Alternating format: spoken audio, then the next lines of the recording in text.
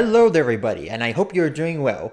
I am still in the process of putting together Season 5, but for now I figured that while you wait for the 5th season, I would put together all my seasons together in compilation videos for your enjoyment. But I didn't just want to put all my episodes together and upload them. I figured I'd give a little intro commentary. This first season premiered in March of 2016 and had its final episode in December of that year. Now, I will admit, looking back, this is a bit of a rough patch. When I talk about humble beginnings, I mean humble beginnings. For starters, I was using the family camcorder to record my videos, and for audio, I believe it was either this microphone that got plugged into my laptop or it was my phone, one of the two.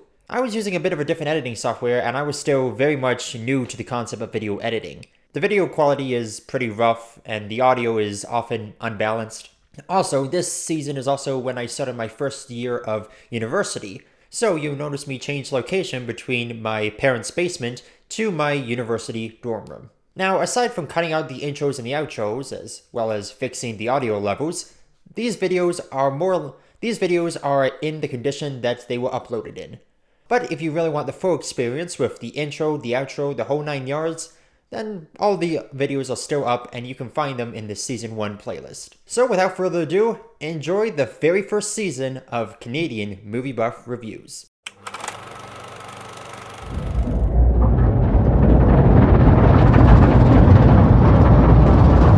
Cloverfield Lane is about these three people in a bunker while some apocalypse stuff is going on about them. It's not really clarified in the trailer, but once you see the movie, you'll get what I'm talking about. So it stars John Goodman, Mary Elizabeth Winstead, and John Gallagher Jr. I almost forgot that for a second. And let me just say that each actor in this movie gives an astounding performance. Especially John Goodman. His character is very uneasy and unsettling, like, you're not really sure what's going on up in here, but you can tell that you probably don't want to be in a bunker with it. So it starts off with Mary Elizabeth Winstead's character getting into a car accident, and John Goodman's character brings her to safety in his bunker and intends to nurse her back to health. There's also John Gallagher Jr.'s character there too, who broke his arm trying to get in because he didn't want to be stuck outside with whatever's going on up about them. And I have to say, this movie was really good. Like, this is a movie I knew nothing about. The trailer dropped just 2 months ago, and it is really fun to watch. Well, not sure fun is the right word, because I mean, it's pretty much a thriller. Like, you got three people, one who might be a complete psychopath, and so you kind of watch them interact with each other, and you kind of get a feeling of hostility between the John Goodman's character and the other two survivors. I have to also give these actors credit. Like, they were probably in this one set for the entire movie. It's not a very huge bunker. Like, I mean, it does seem spacious, but I would probably get claustrophobia if I had to stay there for, who knows, a year. And the really good thing about this movie is that you slowly get clues about John Goodman's character, whose name is Howard, and you slowly come to realize who he really is by the end of the movie. Now, I'm not going to spoil anything because, well, I want you to see the movie, of course. And the directing in this movie is really fantastic. Like, I don't know who the name of the director is, but he's going to go places, I'm telling you now. Now, there are some problems the movie does have. Like, it feels like it takes too long in the bunker, which is the bad thing because it's a tight space with only three people and you sort of see these characters together. But for a movie that's supposed to be connected to the original 2008 movie, it doesn't really feel that connected. Although that's more of a minor problem, as the movie delivers perfectly on its suspension, on its story, and on its acting, and it is really great to watch. Now, this is probably one of John Goodman's best performances in his entire career.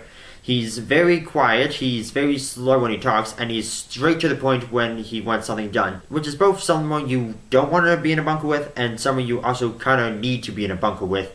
He knows what he's doing, he knows what they need to do to survive, but he has very deep trust issues, and he has a secret that you can tell just by watching the trailer. Maybe not the trailer, maybe the Super Bowl ad. In the end, 10 Cloverfield Lane is an all-around entertaining movie. The performances are great, the directing is phenomenal, the characters interacted perfectly, and the tension is really there. Although I have to admit, 10 Cloverfield Lane isn't a movie I plan to buy and watch here at home. I will say that 10 Cloverfield Lane is definitely worth watching at least once in theaters, maybe even in IMAX.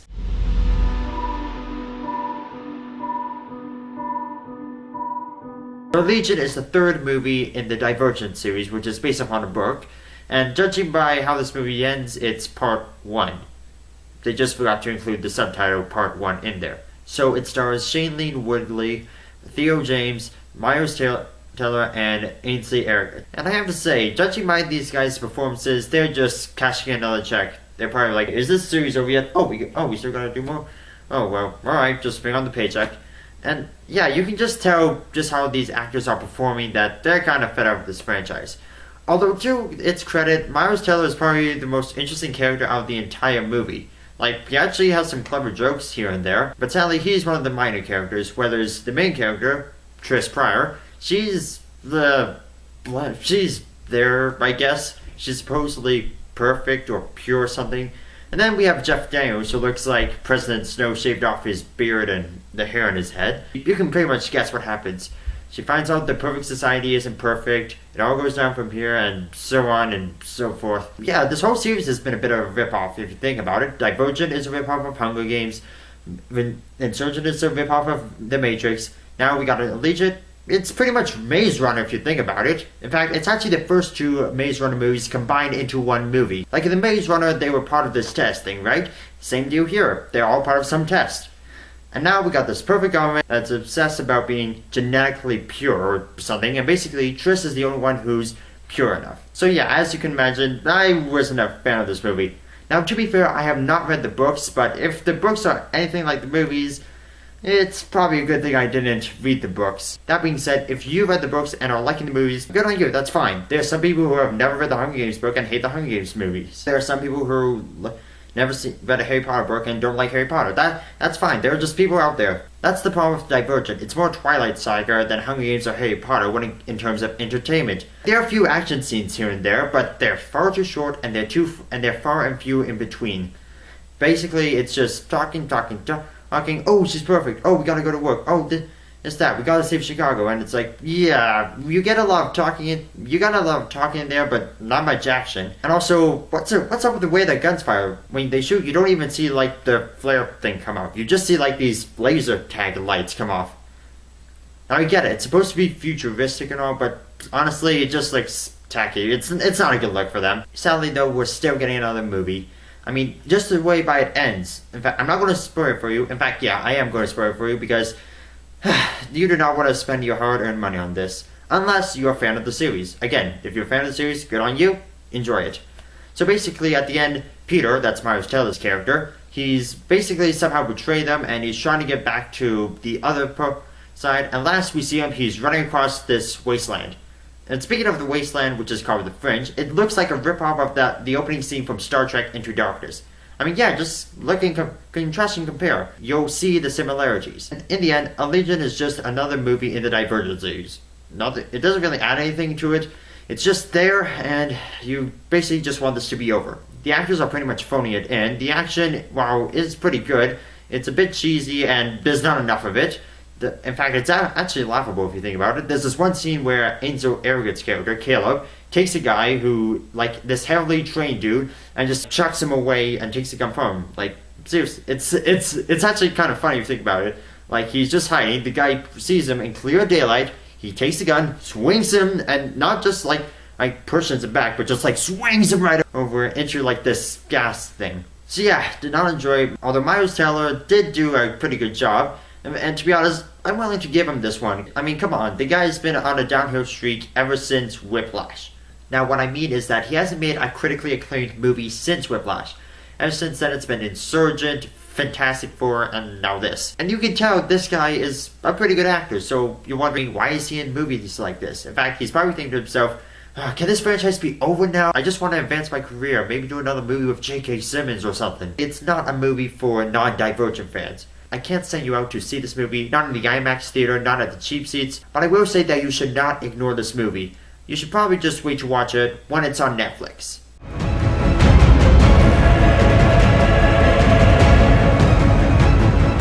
So So Batman v Superman stars Ben Affleck, Henry Cavill, Gal Gadot, Jeremy Irons, and Jesse Eisenberg. And one thing I want to address right away is that Ben Affleck kills it as Batman.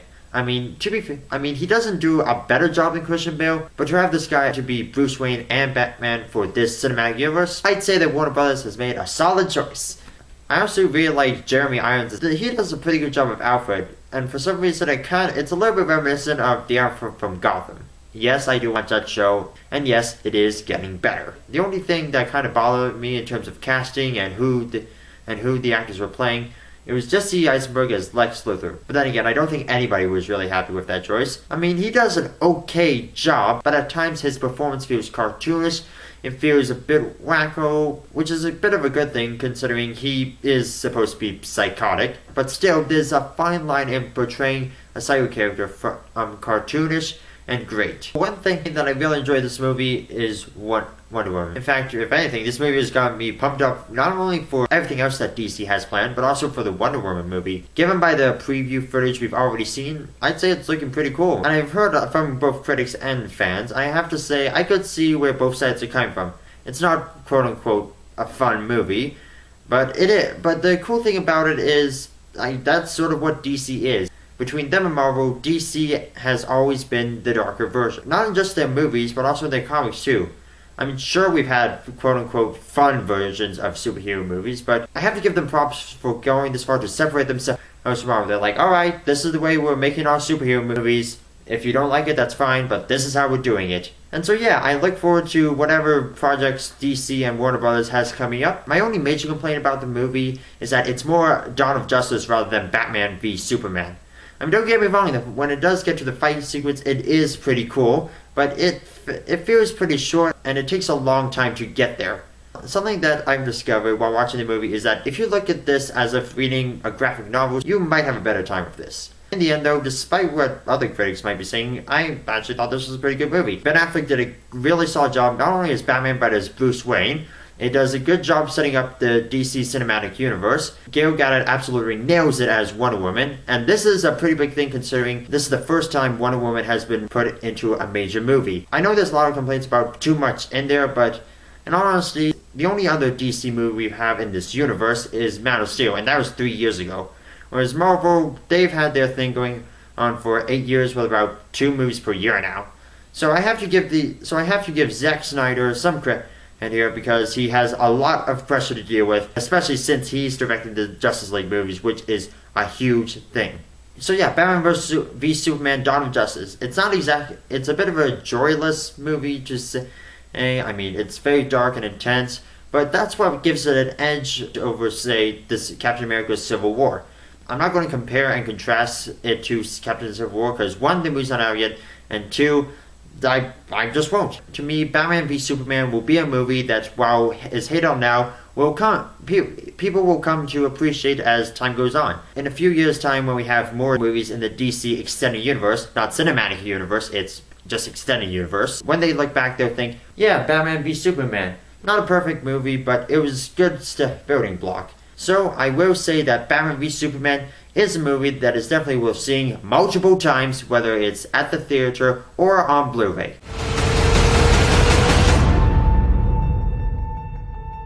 So Hardcore Henry is a movie that's shot fully in first-person mode. Basically, it's shot in the style of Call of Duty. I have to say, it is a very interesting choice for a movie to be shot in this way. I mean, think about every movie that's ever been put out there. I don't think I've ever seen a movie that's been shot in this perspective. So the story is about a guy named Henry who is half man, half machine. What happens is he wakes up, he gets a new arm, new leg. A lady tells him that they're married. Before you know it, it hits the fan. This bad guy comes in, messes everything up, and before you know it, we're on an adventure with Henry and Jimmy, played by Charlotte Copley. First off, I want to say that the violence in this movie is ridiculous. It's like Quentin Tarantino levels of ridiculous. And I get it's first person, so it's supposed to look that way, but when I was watching this movie, I could tell that it's like real life violence is probably like that, but it's definitely exaggerated here. Like I said, never been a movie that's been shot through the character's eyes, so it was an interesting take on a story. But that being said, the story is it's a bit weak, to say the least. I mean, if you take away the first person gimmick, it's a pretty mundane movie. You got a good guy, doesn't know his past, bad guy comes in, and messes stuff up. Before you know it, they're battling some corporation with this crazy guy, go after save his wife, and it's a bit by the numbers by then. There's a scene near the end of the movie that is just bonkers. I mean, it makes the church scene from Kingsman look like a tea party by comparison. And that's kind of the problem with this movie and having it in first person, because when Henry starts jumping around, kicking and shooting and punching and blowing up stuff, it gets blurry and you're just wondering what the heck is going on up there. Oh, he shot that guy. Okay, now he's running through a window. Oh, he electrocuted that guy. Okay, that's right. Okay, oh, now he blew someone up. Oh, okay, who's that guy? Where are all these people coming from? It's just a huge mess that kind of clusters together and doesn't really fit, and you're wondering, my eyes, please just stop. Charlotte Copley does a great job as Jimmy. You can tell that when they were making this movie that Charlotte Copley was like, oh yeah, we're doing a movie that has a gimmick. Might as well have fun with it. I'm starting to think he might have a little bit of Matt Murdock from A-Team in there. So Hardcore Henry, the first movie, and probably ever, to use the first person mode. Although keep in mind, while that is fun, it's like any gimmick. It's a gimmick. I can't really send you out to see this out when it's like on at $13 or $15 right now. I will say that you should definitely check out Hardcore Henry if it's at the cheap seats.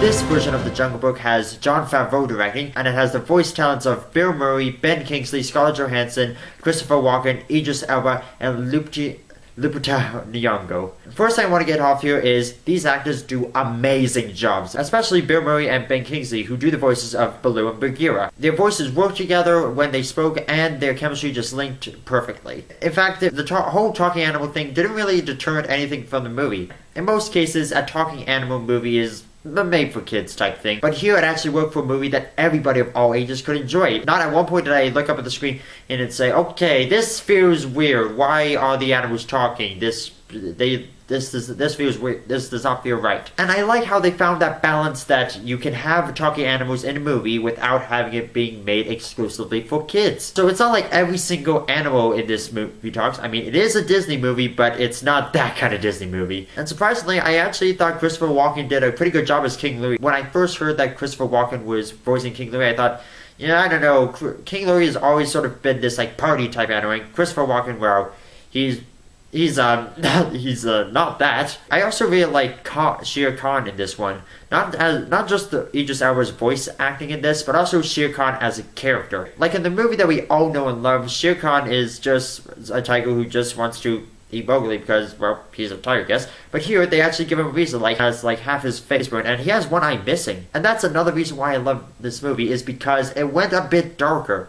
I mean, the kids are going to be scared of Shere Khan when he jumps out of them. In fact, they're probably going to be scared at any animal that jumps out of them during this movie. But giving Shere Khan an actual reason why he hates man is more than just simply saying, humans in the jungle, tiger doesn't like that, he goes after the human to eat him. My only problem with this movie is that Kara's appearance is a lot shorter than I expected. I haven't read the book, but I know that in the original cartoon, the Kara appears as sort of like a secondary villain to Shere Khan. But don't be fooled. It may have the voice of Scarlett Johansson, but it still wants to bite your head off. And also, even though like 98% of the movie is CGI, the visuals are incredible. I mean, I really felt like I was in the jungle and I was on an adventure with Mowgli, Bagheera, Baloo, and we were all trying to run away from Shere Khan and make our way back home. And surprisingly, the wolves play a much bigger part in this movie than they did in the animated classic, which I have to say I didn't really mind. It just means that Lupita Nyong'o's talents are not wasted as Raksha, Mowgli's wolf mother. And it is a Disney movie, so of course they had to put at least one song in it. And they did. Well, actually they put two in there. Bare Necessities and I Want to Be Like You, otherwise known as the Monkey Song. And I have to give Bill Murray and Christopher Walken credit for this. I mean, they really know how to bust out a note. And sure, this version of King Louie isn't the fun party animal that we know from the original cartoon, but that's a good thing because the party animal version would not fit into the story. Baloo's still the silly bear we all know and love, Shere Khan's still threatening, Bagheera's still wise, and Mowgli's still a kid in the jungle. So in the end, I really love The Jungle. It has amazing visuals, the voice acting is incredible, Jon Favreau does beautiful work here, and it might be a bit of a stretch, but this has got to be his best movie since the original Iron Man.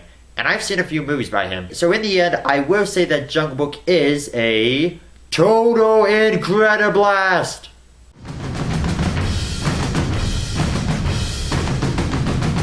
Neighbors 2 Sorority Rising is the sequel to the 2014 comedy Neighbors, which stars Seth Rogen and Zac Efron as neighbors battling each other out. See, Zac Efron in their first movie was the head of a fraternity, and they moved in next door to Seth Rogen, who along with his wife, played by Rose Byrne, who just had a baby. But unfortunately, this fraternity are hardcore party guys, and basically they butt heads and yada yada yada. But that's the first movie. This one, what happens is that they're selling the house, but it's at a point where they have 30 days, and if the buyer doesn't want the house anymore, they can drop the deal. And guess what happens? A sorority moves in next door. And the head of the sorority is played by Chloe Grace Moretz. And when the sorority starts causing problems for the next door neighbors, that's when Seth Rogen and Zac Efron have to team up once again and to take the sorority down and hopefully get the house sold so they don't have to pay 2 mortgages. And first off, right off the bat, I thought this was an okay movie. Don't get me wrong, Zac Efron knocks it out of the park. He is an excellent actor, especially when it comes to comedy. And Seth Rogen, I've always liked him as an actor and as a funny man. But the thing is, Neighbors is sort of one of his weak spots. Like, I haven't seen the first one, but I'm guessing this is more or less the same thing as the first. Like, you got these neighbors. This neighbor doesn't like them. They try to get him out of here. Neighbors retaliate, and then it's just an all-out war, which is fine. But even with all the twists and turns, it's still, in one way or another, the same movie. But sometimes that can be a good thing. I mean, Star Wars Episode 7 was the same thing as A New Hope, but we still liked it. 22 Jump Street was more or less followed the same plot as the original. We all still liked it. But that's sometimes the problems with comedy sequels, is that if you make it too different or too similar, it's gonna fall flat. Luckily, that's not what this movie does. There are a lot of funny moments in this movie. I mean, there wasn't one that made me like burst out laughing, but there were a lot of scenes that made me go, that was funny. If you're a fan of Seth Rogen or the first Neighbors, you'll like this movie. But if you're not a fan of Seth Rogen, this won't convince you to become a Seth Rogen fan. But that's okay, because not every actor can please everybody. There's some movies out there that star some of my all-time favorite actors, and I really don't like them. I'm just sorry. I will admit, I probably would have liked this movie a bit more had I seen the original movie. But when it first came out, I was too busy, and it wasn't really on my radar. But now that I've seen the sequel, I might have to go back and watch the first one, because I think there were a couple of points in there I'm thinking, did I cover that in the first movie or anything like that? I'm not sure. So Neighbors 2 Sorority Rising. It's funny, it's a great showcase of Zac Efron and Chloe Grace Moretz. Not a little bit on the weak side for Seth Rogen, but don't worry, Seth Rogen fans, he's still a good actor in this. I will say that you should definitely check out this movie if it's at the cheap seats. So The Nice Guys is a movie that stars Ryan Gosling as this private investigator and Russell Crowe as a private enforcer. Basically, what it means is that if you got a problem with somebody, just call Russell Crowe up, he'll knock him out, and say, hey, don't bother this guy again. Or, hey, pay the money you owe him. Ryan Gosling is the private eye that is not very good at his job. Like, every chance he gets super drunk, and he smokes like crazy. Which, considering this is Los Angeles in the 70s, not surprised he didn't get lung cancer at the end of the movie. So what happens is that this very important person goes missing, and then Russell Crowe and Ryan Gosling sort of have to team up and find this person before the mob does. But the problem is, the last time Ryan Gosling and Russell Crowe met, it ended up with Ryan Gosling getting his arm broke. It's not technically a spoiler though, you see it in the trailer. First off, right off the bat, I love this movie. It's directed by Shane Black, who did Iron Man 3 and a bunch of other buddy cop movies. And I have to say, he knocks it out of the park with this one. The chemistry between these two actors is phenomenal. I mean, sure, their characters aren't exactly best buddies on the screen. In real life, Russell Crowe and Ryan Gosling probably got along pretty well when making the movie. And one thing I love about this movie is that even though it has a lot of action, it's also absolutely hilarious. They go back and forth and they just bounce off each other. Also, there's a little bit of slapstick comedy here and there too. And another comedy factor that works is that Ryan Gosling and Russell Crowe are pretty much opposites. Like, Russell Crowe is just like, hey, let's get the job done. Ryan Gosling's just like, yeah, man, just give me a second. Let me just finish this beer over here, and then we can get going. And when you're trying to find this person before the bad guys do, you don't want to have this kind of mentality where you're trying to work together, but you can't really work together. Not only did this movie have substance, but it also had the style of the 70s. Just look at the cars, the clothes, and the set design, and you would think, I've gone back in time to 1977. I'm not going to spoil anything, but I will say that it is not your typical buddy cop movie where this person and that person work together, they dislike each other, they work on the case, they end up liking each other, they find the person, they become best friends. That's not the movie here. It's kind of like you're forced to work with that guy in class because nobody wants to partner up with him. You do the work to get it done, and when it's all done and dusted, you go your separate ways. You maybe talk to each other once again, and if the teacher assigns you another partner project, then that's what you do. You just work together again because you did it so well the last time. It has the style, it has the substance, the action, the comedy, a little bit of drama, and also there are some moments in the movie that will make your jaw drop. There will be like, oh, that just happened. That is cool. I'm speechless, but that is cool. That is very cool. So The Nice Guys, an action comedy movie from the director of Iron Man 3. It's one of the rare summer finds you get. I mean, it had a decent marketing campaign. In a summer where you have Captain America, X-Men, Suicide Squad, Star Trek, the second Teenage Mutant Ninja Turtles movie. This movie sort of gets pushed aside so that people can go see the crowd pleasers, the ones that we all know are going to make a lot of money. I will say to you now, if you got the time, go see The Nice Guys. Even if you've already seen a movie this weekend, just go back and watch The Nice Guys. I won't go as far as to say that it is a total incrediblast. I will say that it is watching multiple times, whether it's in the theater or on Blu-ray.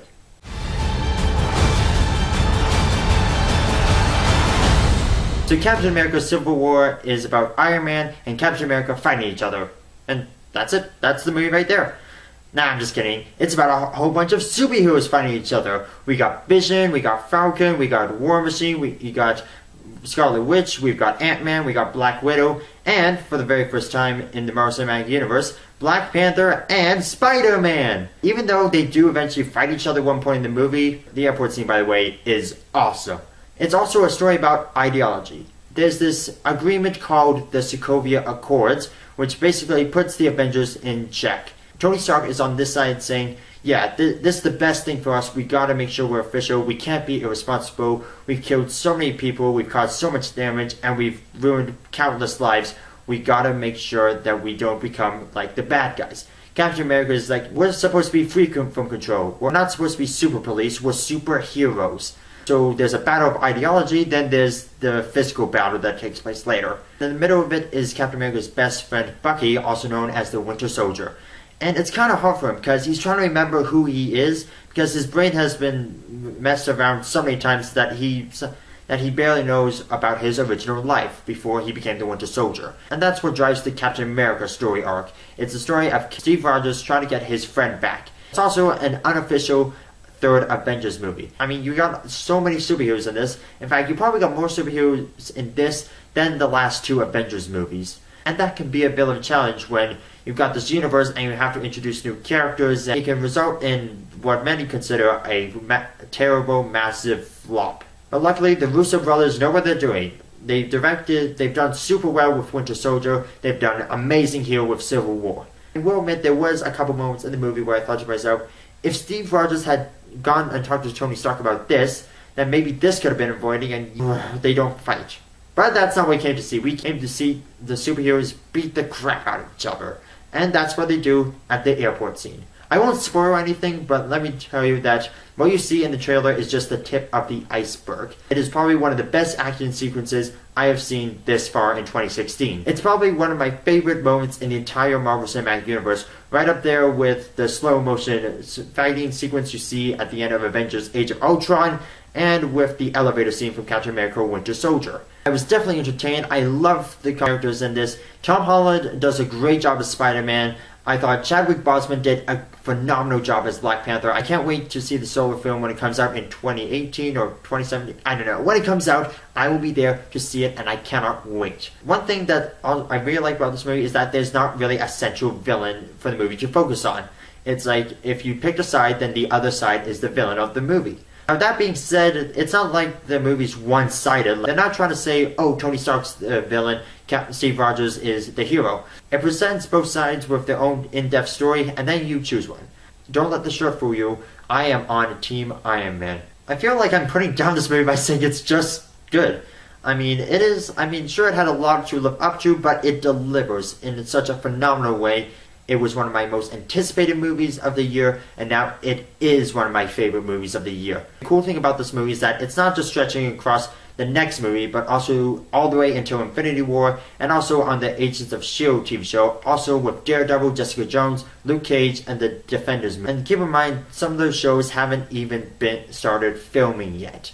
So Captain America Civil War, it is awesome. It is a great Captain America sequel. It's a great Avengers sequel. It is a good Marvel movie altogether. It's a good superhero movie altogether. It's a great movie altogether. Russo brothers, you have done it again. And I will say that Captain America is a total incrediblast.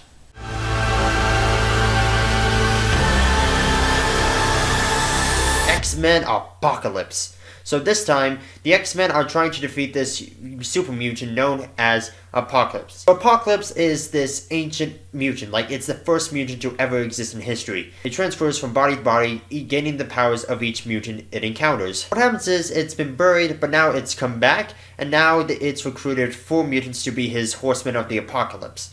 So now it's up to Charles Xavier, Mystique, Quicksilver, Beast, Jean Grey, Scott Summers to take him down. So first off, I just want to say, I went into this movie with lower expectations than I did with Days of Future Past. There hasn't been an X-Men movie that hasn't quite won me over, but when I went to see X-Men Days of Future Past, that's what it did for me.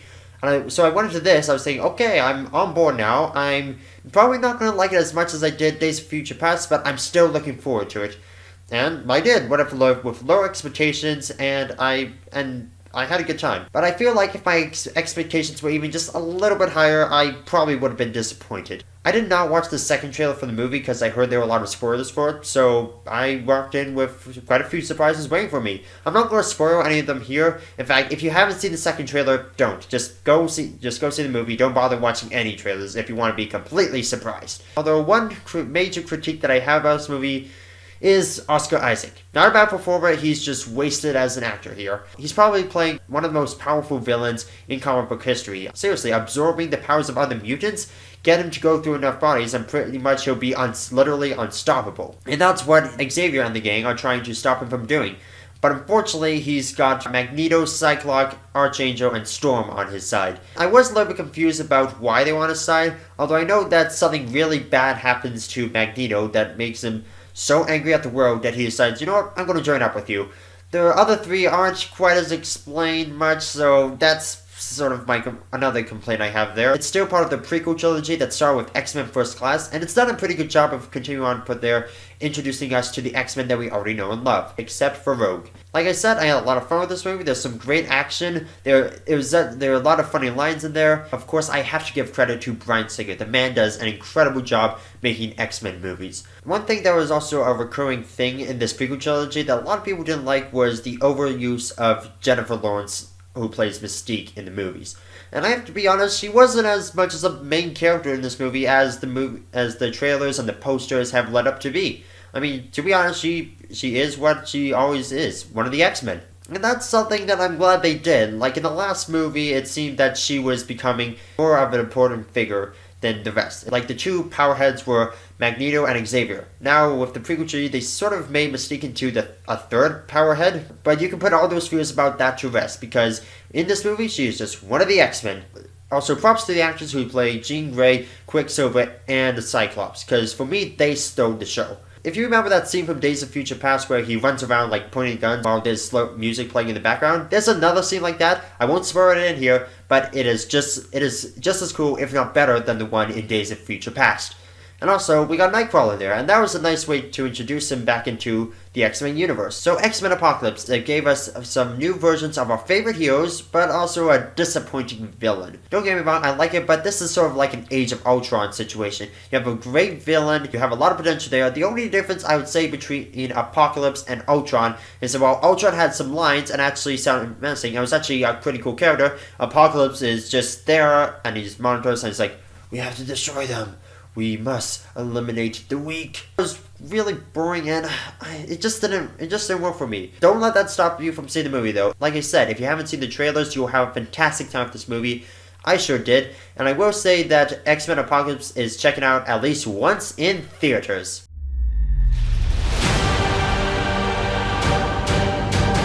So Independence Day Resurgence takes place 20 years after the events of the original movie, and what happens is these aliens have come back, they're bigger, they're really ticked off, and now humanity is once again at war with aliens for its own survival.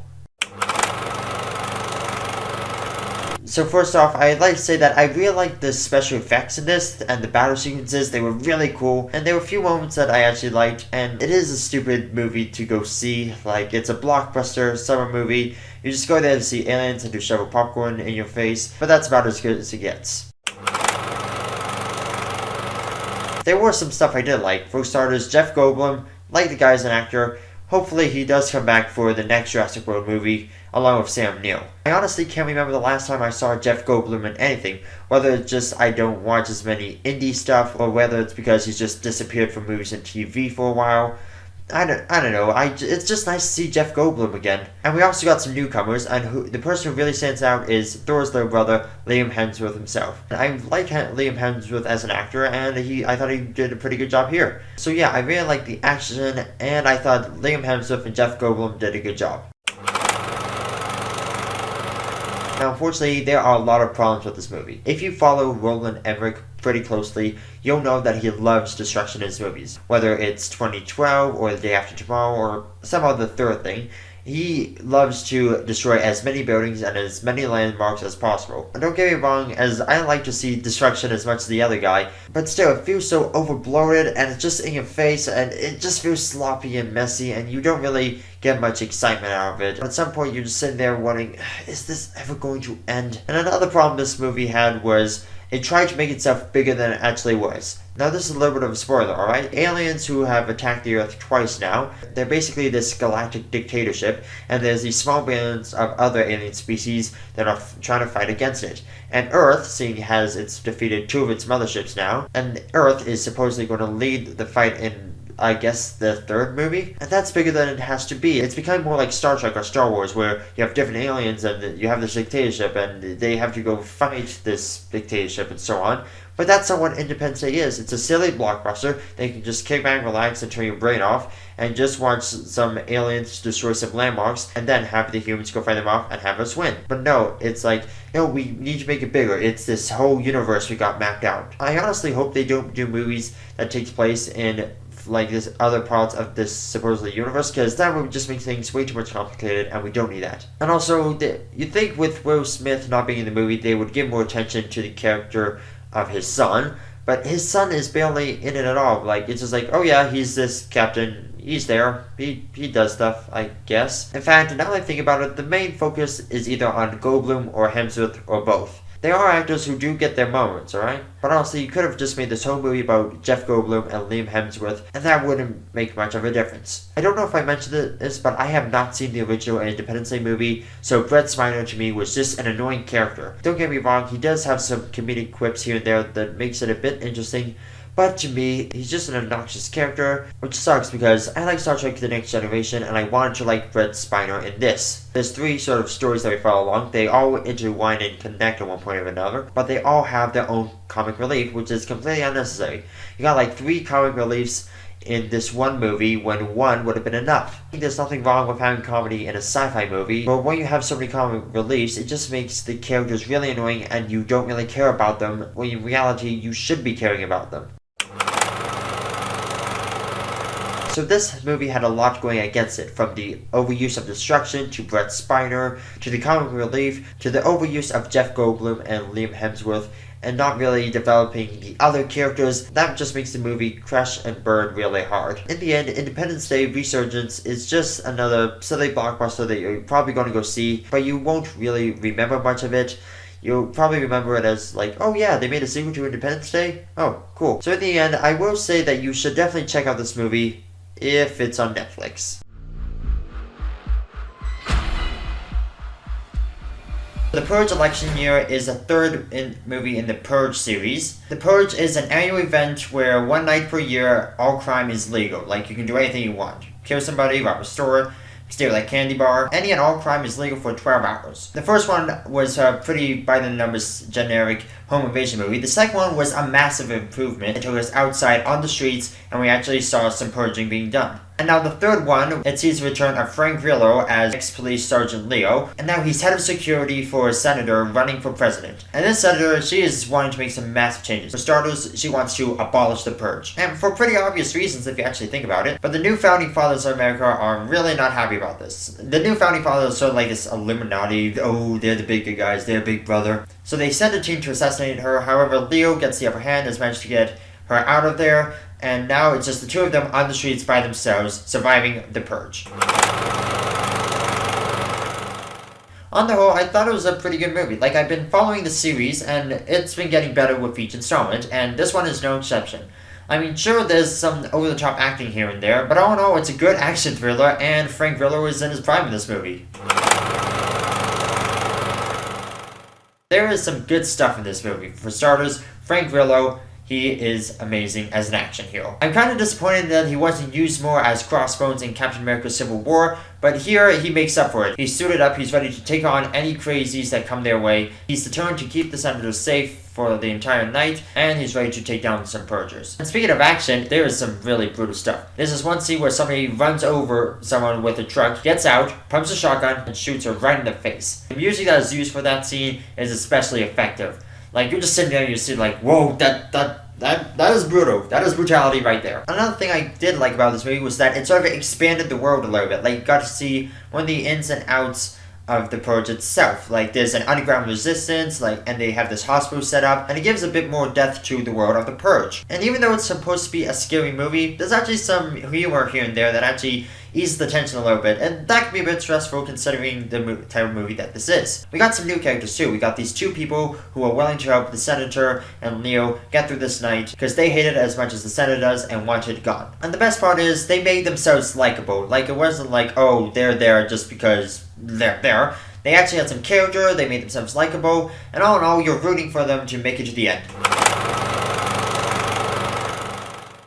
Now, there is some bad stuff in there too. Well, more, not necessarily bad, but more weird. Like, in the trailer, you see a bunch of people who are going all out with, like, these masks and such. And so you're bound to have a couple crazy people. And there is one character, I won't tell who it is here, but she is just bonkers. Earlier in the movie, she tried to steal a candy bar. She had to give it back, and now she's all like, "Give me my candy bar!" Which is a bit excessive considering they're carrying AK-47s and buzzsaws. That was way over the top. And also, there's one character who you see in the trailer. He's sort of running against the senator for president, but in the third act of the movie, just goes from normal to completely cartoonish. I guess the premise is he's supposed to be like a purge religious nut, which I get, but still, even though they are supposed to be supposedly crazy, it is way too over the top for this kind of movie. There's also not a lot of development on Sergeant Leo's character. We get a flashback of what he did in the last movie, but that's about it in terms of character development. We now know that he's a better man, but we don't really know much about his backstory other than that. And also, this movie is sort of similar to the second movie, where it's Sergeant Leo who's looking after someone and trying to help them survive Purge Night. But instead of this being a side mission, it's his main mission. There are a couple twists and turns here and there, but other than that, it's still pretty similar to Anarchy. So in the end, The Purge Election Year was a solid sequel to a franchise that keeps getting better. It has good action, Frank Grillo is amazing, there's plenty of humor to sort of relieve the tension between all the scary moments, and if this is the last Purge movie, then it's gone off on a good note. And I will say that The Purge Election Year is worth seeing at least once in theaters.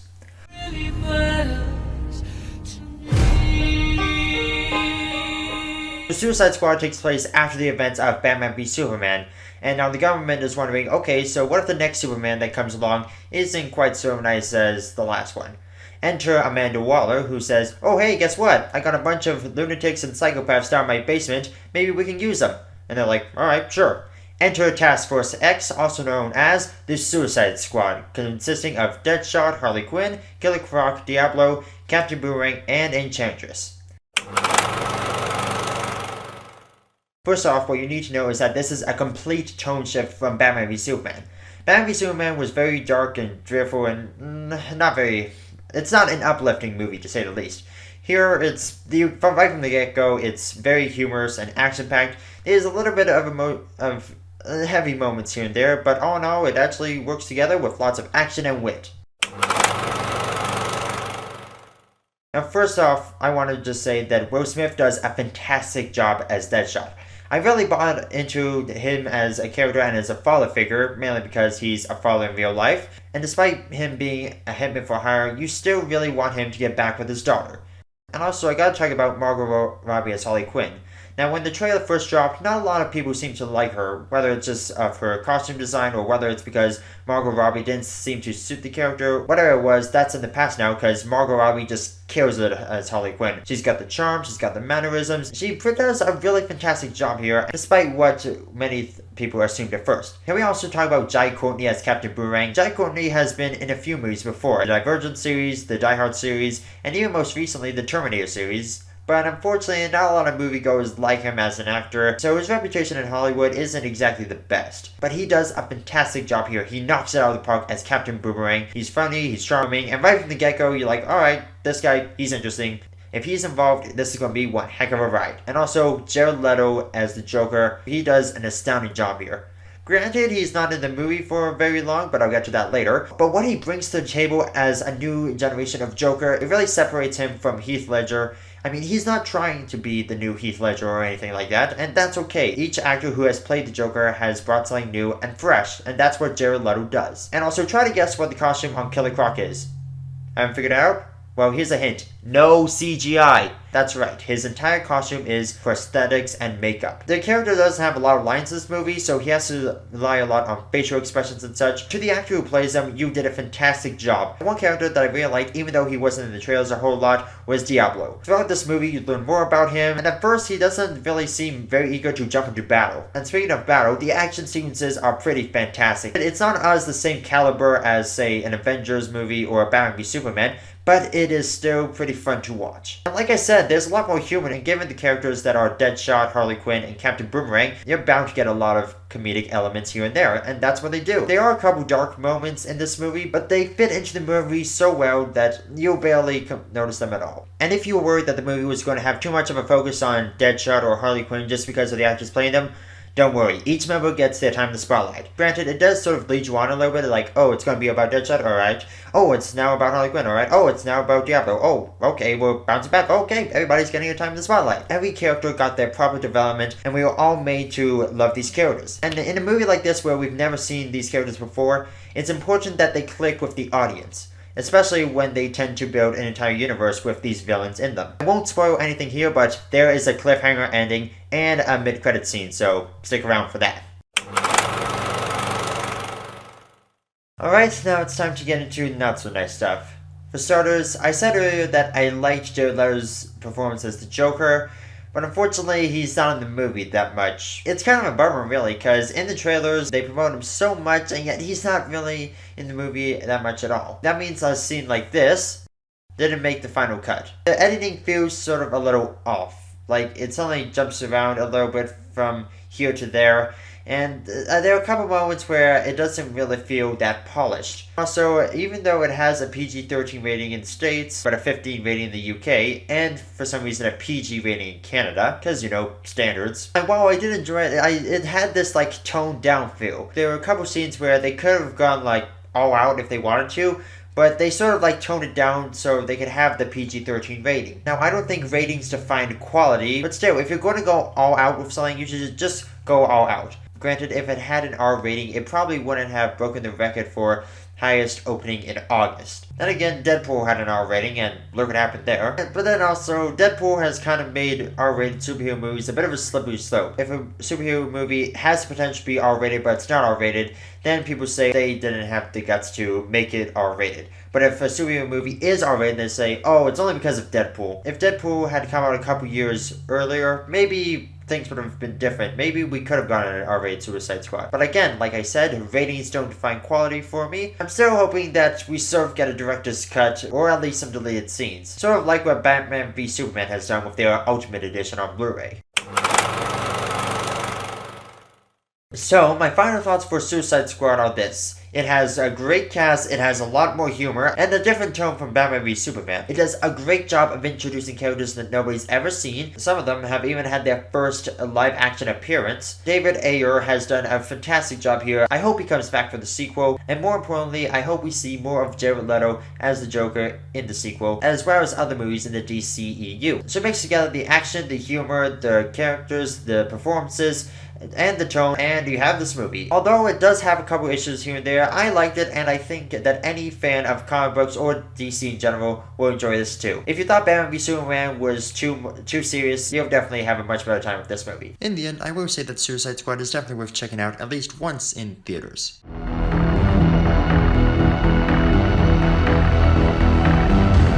Jason Bourne is the 5th movie in the Bourne franchise, the 4th one to star Matt Damon, and the 3rd one to be directed by Paul Greengrass. Now this time, it follows Jason Bourne as he's finally getting some answers to questions he's had for years.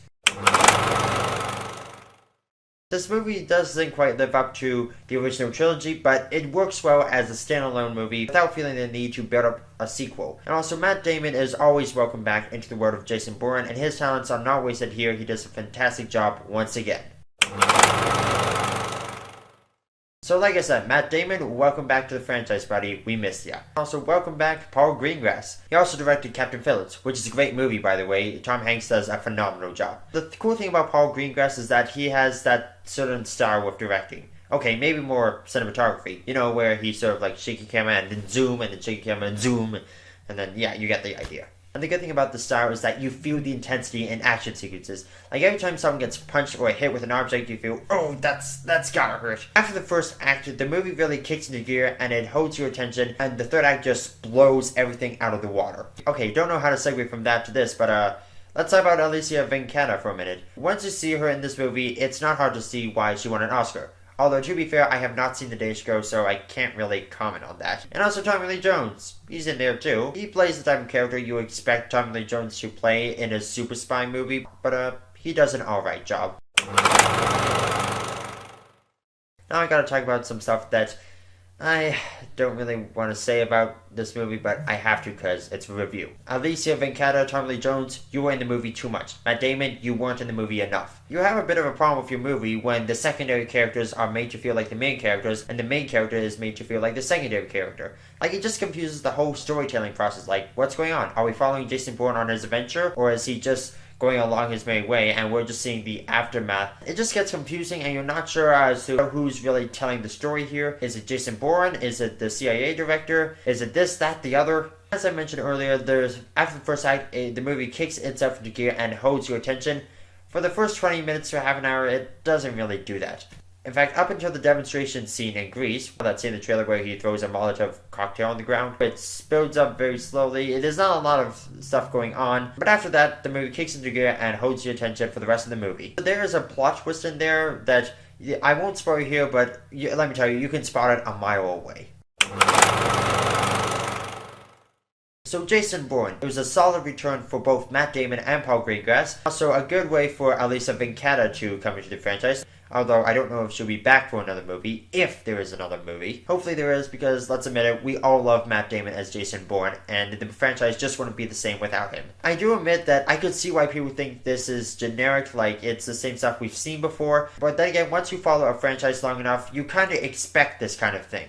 I sort of hope they change things up for the next movie, like I said, if there is another movie. And the one thing I want in the next Bourne movie is for Matt Damon and Jeremy Renner to either team up or beat the crap out of each other. While this movie is sort of stuck in the middle, there is a lot to like about it, and I will say that Jason Bourne is definitely worth seeing at least once in theaters. I was in sin and misery in the house of The Magnificent Seven stars Chris Pratt, Denzel Washington, and Ethan Hawke, and it's a remake of the 1960s movie of the same name. What happens is that these bandits, this rich businessman is taking over this town and taking its exports with it, and so someone writes out to find Denzel Washington and say, hey, these guys are taking all of our stuff.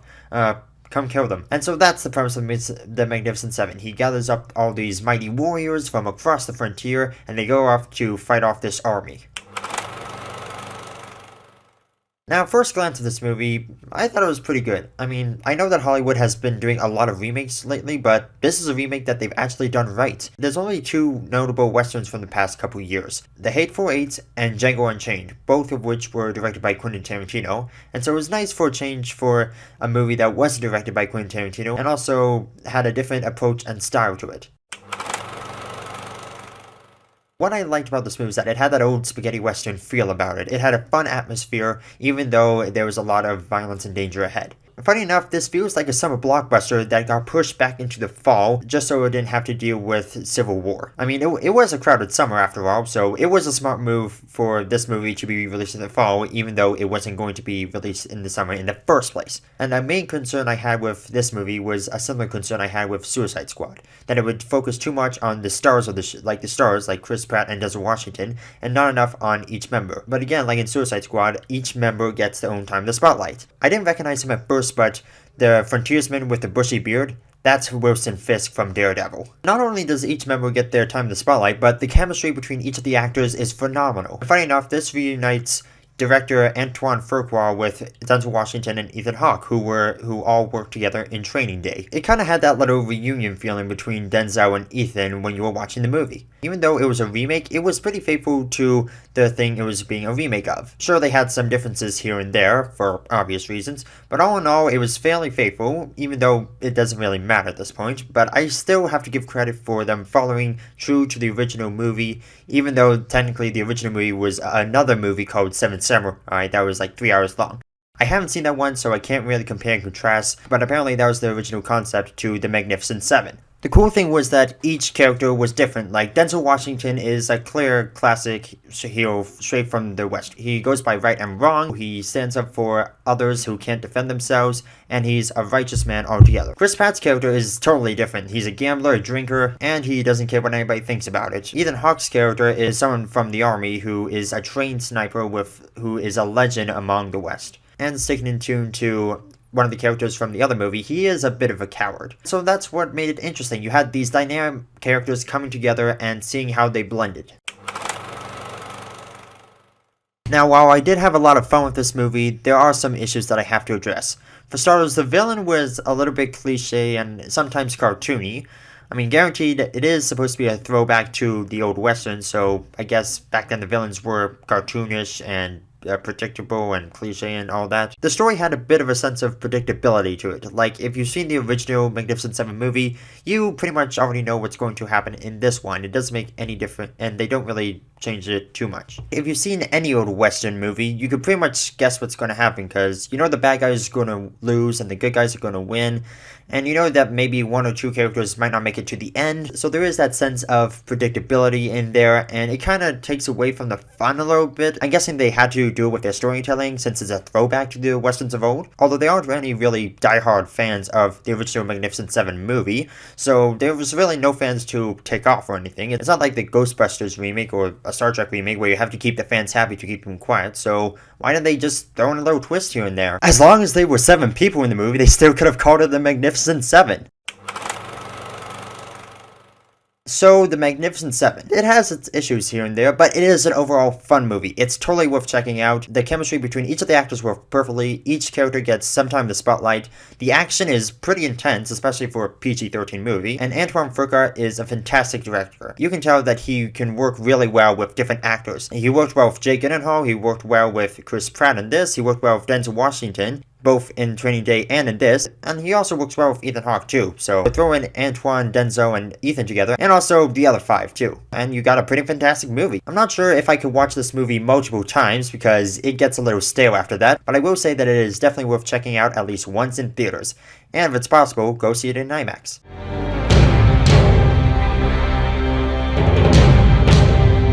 Deepwater Horizon is about the BP oil spill that happened back in 2010. And now, the true story has been brought to film by director Peter Berg and stars Mark Wahlberg, Kurt Russell, and Dylan O'Brien.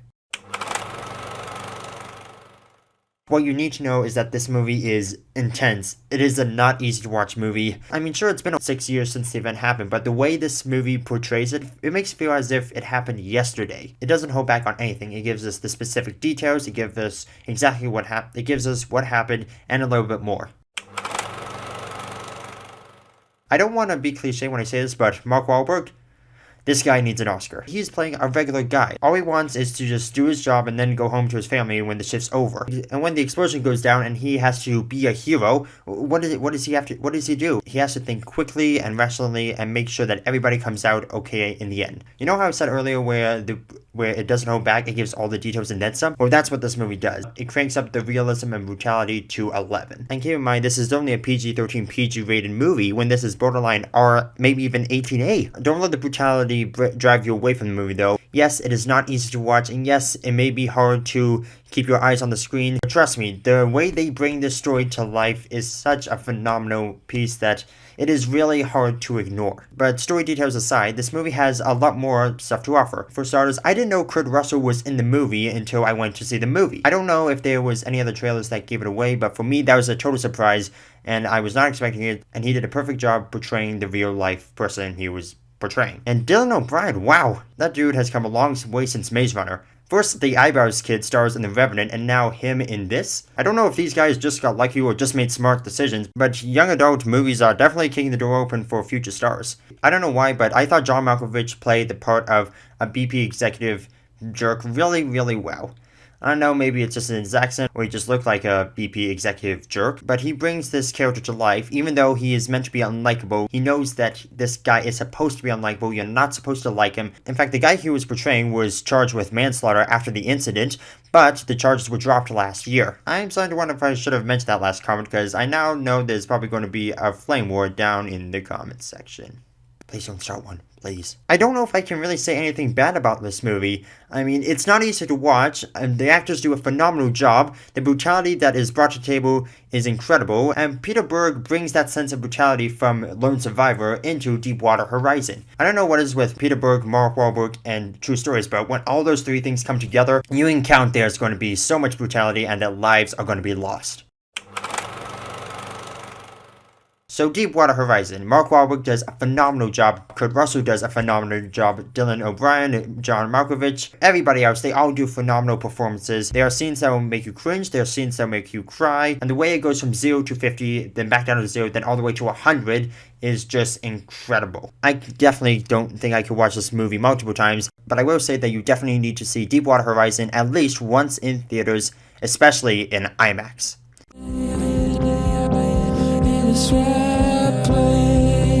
So The Accountant is a mystery thriller starring Ben Affleck, Anna Kendrick, J.K. Simmons, Jon Bernthal, and John Lithgow. It's about this guy who's an accountant, but nobody knows who he really is. He says he's an accountant, but when really he's this lethal assassin.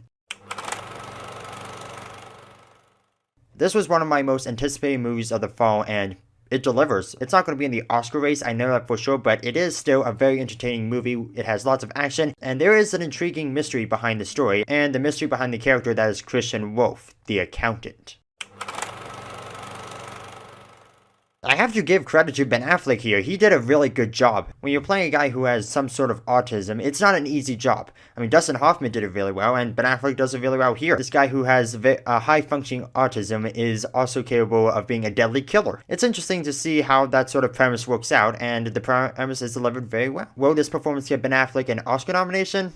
Probably not. Is it a good performance? Absolutely. And also the Punisher, aka Shane, aka Jon Bernthal, is in this movie, and he's sort of Ben Affleck's opposite. The trailers indicate that he's a hitman, but we don't really know what his motives are and what he really is. You find out more in the movie about who he really is. There's actually a twist in there about how he and Ben Affleck connect. I won't spoil it here because I want you guys to see the movie, of course. Now, there isn't like non-stop action in this movie, but the action sequences are pretty cool. You got this guy who's calculating every single move that the enemies could, might, and will make, and then he has to make his plan of attack around that, and then he has to execute it. And because of the aura of mystery that's surrounding the story, it gets more intriguing as you go along. Who is the accountant, really? And why is he doing what he's doing? In fact, that's what J.K. Simmons' character is trying to find out as we go through the movie. He wants to know who this guy is and how they're going to nail him. So we got that interesting story and this whole sense of mystery going around it, and it makes for a pretty solid thriller.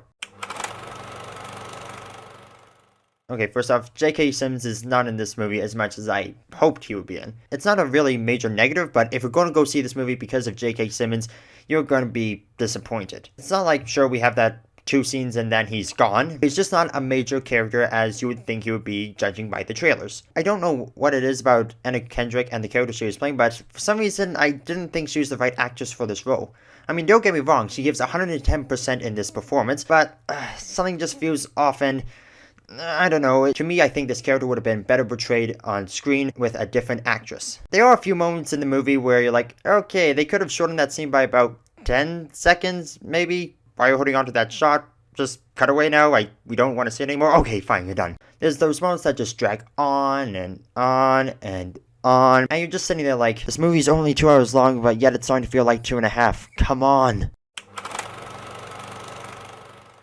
So, The Accountant, it's an intriguing mystery story with great characters and awesome performances. It has a couple cool action sequences. It has some twists that you may or may not see coming, because that's what the movie does. It sort of leads you on, and it's like, oh, this is going to be the twist, this is going to be the twist, and then you might reel back a little bit and say, oh no, it's not the twist, and then go off on some completely different path, and then be like, oh yeah, it was the twist. And even though I didn't think Anna Kendrick was the right actress for this role, she still did a good job. In the end, one of my most anticipated movies of the fall has been great. It's been awesome. I'm definitely wanting to see this movie again, so I will say that The Accountant is definitely worth watching multiple times, whether it's at the theater or on Blu-ray. Jack Reacher Never Go Back is the sequel to the 2012 hit Jack Reacher. It's based on the 19th book in the Jack Reacher novel series, oddly enough titled Never Go Back. And this time, he finds himself in a military conspiracy after a major has been accused of espionage. Just to clarify for you, if you like the first movie, then you'll like this one. But if you didn't like the first movie, then it's best if you avoid it. But if you just want to see Tom Cruise beat the crap out of a bunch of people, then this is the movie for you. It's a great return for Tom Cruise as this particular character, and it delivers what you expect coming from a Tom Cruise action flick.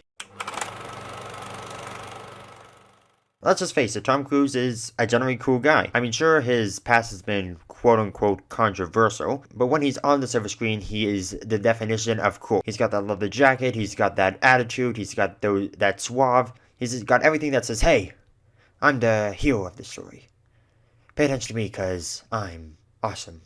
I'm Tom Cruise. And I like the chemistry that he had with Kobe Smulders, who plays Major Turner in this sequel. She works fantastically as a counterpart. It's like they cast the female Jack Reacher, which is kind of funny because before Jack Reacher was discharged, he was a major in the army. And speaking of an army, and this being a military conspiracy action flick thriller mystery, there's going to be some action sequences in here. And now that they have a new director at the helm, who also worked with Cruise in The Last Samurai, it has a different style and feel to it. For starters, the action is pretty brutal, and it sort of has a like Jason Bourne feel. It feels weird comparing this movie to another famous action franchise, and it's more or less the same drifter type character hero. Seriously though, the action sequences hit pretty hard. And not only that, but they also happen more frequently. I mean, sure, most of the time it's just Tom Cruise elbowing people in the face, but then again, that's just about every Tom Cruise action flick nowadays. And surprisingly, there was a lot more humor in this movie. Even if you hated the first movie, but still want to go see this one, which I have to ask why. I mean, if you didn't like the first one, why would you bother seeing the sequel? We can all agree that we won't recall that many jokes from the first movie. The finale to this movie is pretty intense, especially with the villain. Now, the villain is a little bit cliche, but he's over the top enough so that he's not boring, but he's grounded enough that he's not cartoony. And that's important in a movie that's as outlandish as this, because if you have a cartoony villain, then it just doesn't mix very well. But luckily they avoid falling into that trap, and when Jack Reacher and the villain square off, it makes for a satisfying final battle.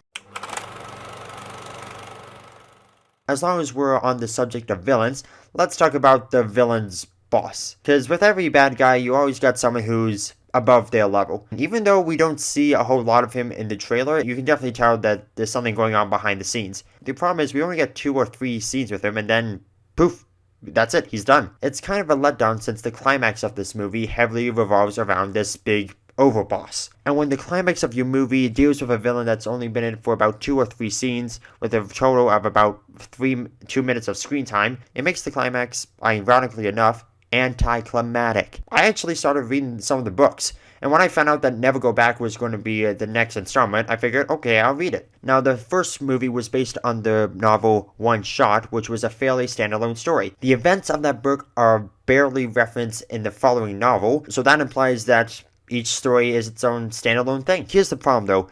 The book 61 Hours kicks off a story arc that continues in the following novel, A Wanted Man, and it all wraps up in, surprisingly, Never Go Back. So when you adapt a book that's the final part of this mini trilogy, you have to sort of cram in a bunch of information from the previous books, and then it makes the people who have been following along with the series go, well, what happened? We're not just going to talk about the events of that book or this one? It is a bit weird, though, to see that they go from the 9th book in the series and then follow it up by adapting the 19th book. But then again, Jack Reacher is sort of like James Bond. You could make a bunch of sequels and it wouldn't have to add up because they're their own standalone adventure. I feel like I would have enjoyed this movie a bit more had I not got into the books. I'm glad I did though, because they are pretty good books.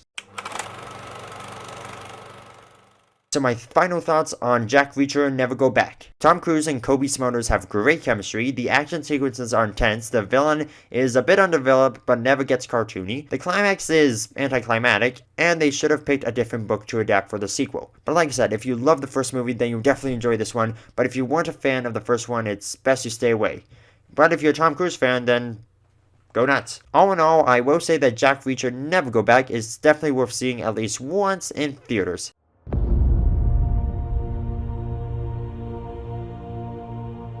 Hacksaw Ridge is centered around this guy named Desmond Dawes. He enlists in the army to become a medic, but he doesn't want to have to pick up a gun to defend himself. He believes that killing is wrong no matter the circumstances, and war is no exception. So he lands into hot water with his superiors, but luckily he's able to get past that, and he's able to go off to serve in Japan as a medic at a certain place called Hacksaw Ridge. I don't know what it is about Mel Gibson that makes him such a no-no name in Hollywood, but this guy can make movies, I'll give him that. I have no idea what caused him to be the infamous figure that he is today. I may have to Google that later. Regardless of what you think of him, this is definitely one movie you should see. When ideas for possible nominees are going to start rolling around, you can bet that Andrew Garfield is going to be a hot topic. And for good reason too. The guy does a fantastic job playing this guy who is unwilling to carry a weapon even though he is entering a war zone. I'm not saying he will win, I mean this isn't an Oscars prediction, but he does bring some strong competition to the field. I don't know if it's possible for two actors to be nominated for the same award if they work in the same movie, but Vince Vaughn and Sam Worthington are both worthy of the Best Supporting Actor nomination. Vince Vaughn has always been known as the comedy guy who always does that monotonous voice and always has that one of two expressions. But in this movie, he sort of breaks that mode. He's three-dimensional. It's like, hey, this guy can act. He's an actor right here. He's not just some plain slate. He's a guy who can actually act. A bit about Vince Vaughn's character. He plays Desmond Dodd's sergeant. At first he seems like a jerk, but as you go through the movie you realize, this guy is actually someone who cares about his men. He has to act tough in order to get these men to be tough. Moving on to Sam Worthington. The guy has been on call for Avatar 2, even though it's been 7 years since the first movie. Since then he's trying to figure out who he is in Hollywood. Is he a major blockbuster star? Is he more for the indie crowd? But between playing a guy working at base camp at Everest last year and playing Captain Glover in this, I'd say he's starting to figure out who he is. Avatar just boosted him into stardom overnight, but now that it's been a few years, he's managed to come down from that high horse, and now he's finally found his groove. What you gotta understand about war movies is that it's always going to be brutal and violent. Hacksaw Ridge is no exception. Granted, it doesn't get into any fighting scenes until about the last act of the movie, but still, when it hits hard. Sure, at the end of the day, you're able to say, it's just a movie, it's just a movie. But when you're in a dark theater and you're watching it, you're like, this is real. This is what happened to guys overseas 70 years ago. So if brutal violence is a deal breaker for you, then I guess you shouldn't see this movie. But then again, you probably shouldn't see any war movie if you can't handle the violence. Don't take that as a diss though. Violence like this is not meant to be glorified, it's meant to be portrayed in an accurate, realistic proportion, and that's what Mel Gibson does. So whether this is a pro or con, all depends on your appreciation for the realism. At the end, Hacksaw Ridge is a phenomenal movie. It shows this guy who is sticking to his beliefs even though it's landing him in trouble, and eventually he's able to go off and help people overseas, and it resulted in him saving 75 men who were left on the battlefield to die.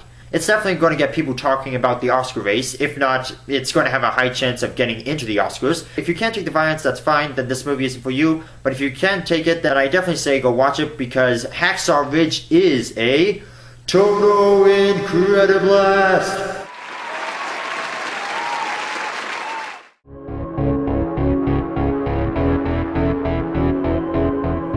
Doctor Strange is the 14th movie in the Marvel Cinematic Universe starring Benedict Cumberbatch as Dr. Stephen Strange. If we include the 2008 Incredible Hulk movie, this is the 11th standalone movie in the Marvel Cinematic Universe. Captain America Civil War doesn't count because there was more superheroes in that movie than any Avengers movie.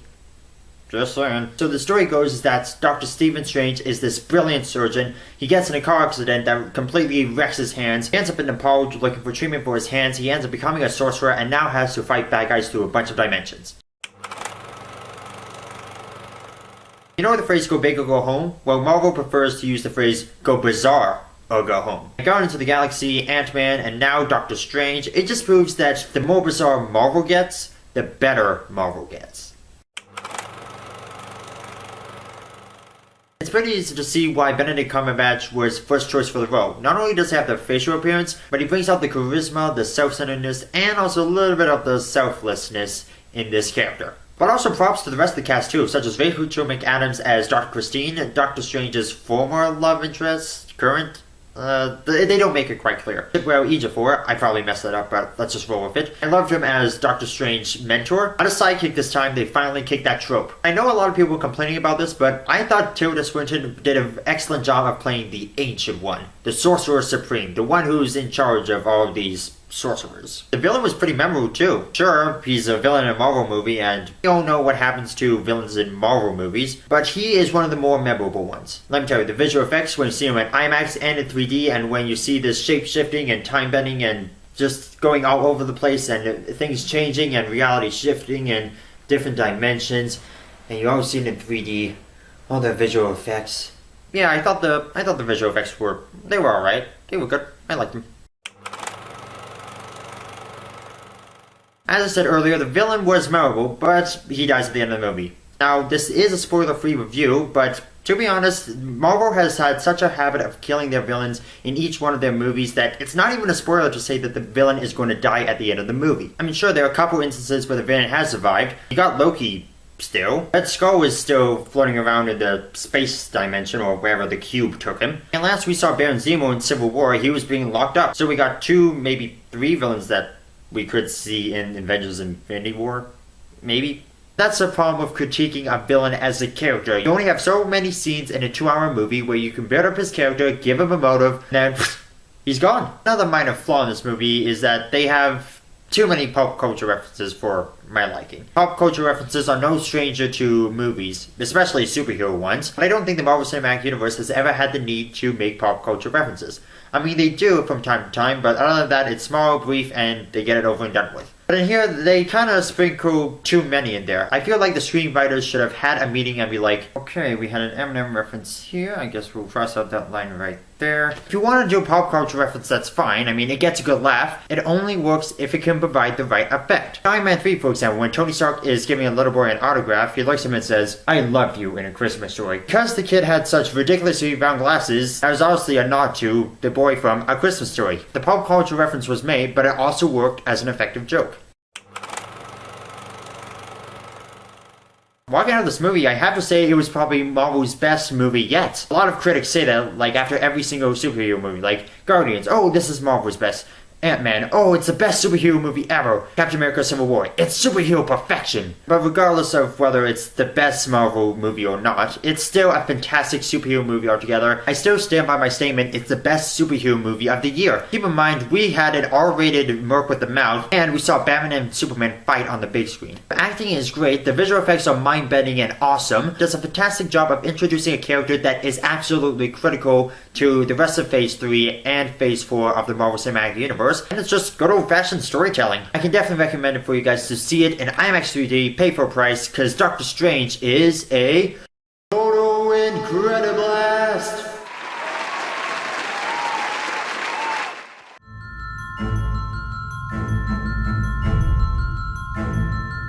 Fantastic Beasts and Where to Find Them is a spin-off of the original Harry Potter series. It's set within the same universe, except this time J.K. Rowling takes her world and brings it across the pond to New York City in the 1930s. Eddie Redmayne plays this guy who's an expert in mythical creatures, and so he comes to America to release them back in their natural habitat. But of course trouble rises, and the creatures are let loose, and they roam New York City, and now it's up to this guy to find them.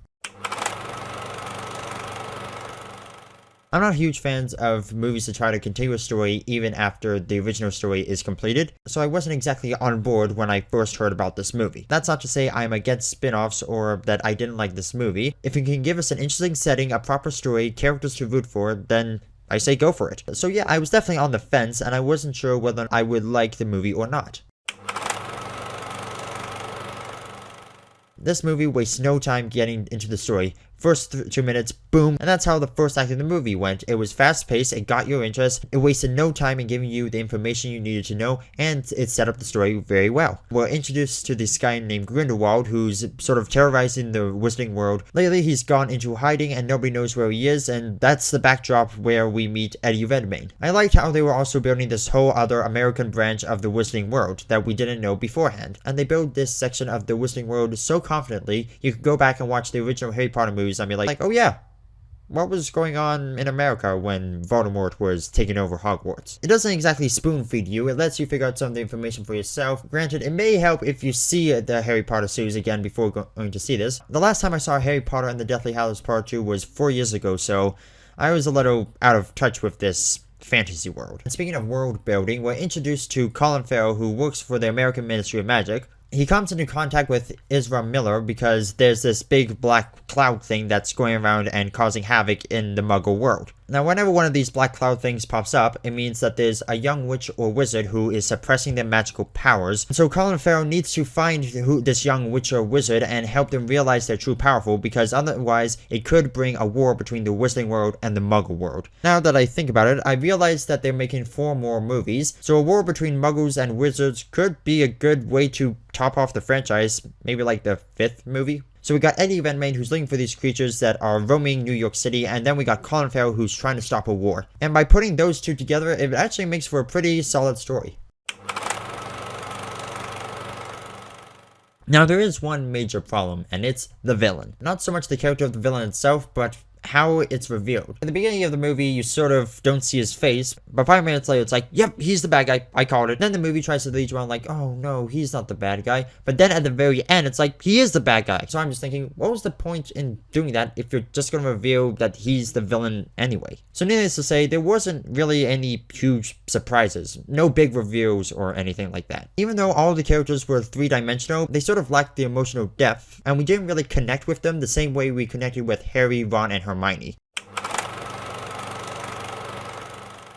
The Wizarding World of Harry Potter in itself has always had that sense of wonder that makes it quote-unquote magical, and Fantastic Beasts is a continuation of that from the original Harry Potter series. It has its original story, and it does try to make us connect with the characters, and it even provides a pretty decent villain, and I get it, it's a spin-off. It has its own story, setting, characters, and you shouldn't compare the spin-off to the original series, but in all honesty, I couldn't help but compare. It's definitely one of the weaker movies in this cinematic universe, but that doesn't mean I didn't like it, and if you have the time and the money, then you should definitely go see Fantastic Beasts and Where to Find Them at least once in theaters.